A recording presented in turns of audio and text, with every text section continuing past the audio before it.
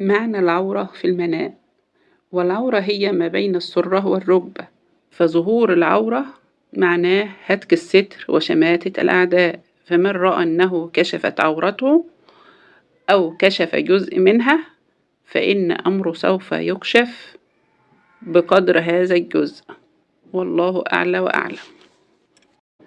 أما ظهور العورة وهو يراها بعينه كأنه مكسوف منها وعليه بعض ثيابه، فإنها رؤية غير محمودة بتدل على كشف أمره أو سر هو مخبيه، والله أعلى وأعلم. معنى ظهور العورة ولكن هنا يختلف، هنا هو غير مكسوف والأمر عادي عنده، وهو بدون ملابس برضو عادي بس مش مكسوف من حاجة، فدي رؤية محمودة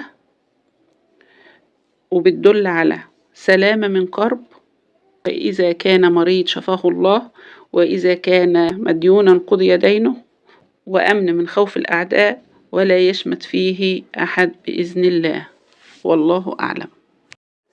ومعنى التجرد من الملابس أو العري في المنام، فإذا صاحب العري أو التجرد من الثياب العمل والجد. يعني إيه الكلام ده؟ يعني كان بيشتغل بهذا الوضع المكشوف، فهي رؤية محمودة ويدل على انتصاره على الأعداء، وبتدل على انتصاره على أعدائه ووصوله إلى ما يسعى إليه، والله أعلى وأعلم. أما العري والتجرد من الملابس في المنام وإن لم يكن مع التجرد اشتغال بعمل، فدي رؤية غير محمودة وبتدل على محنة وترك طاعة واكتشاف أمره أو اكتشاف سر هو مخبيه، والله أعلى وأعلم.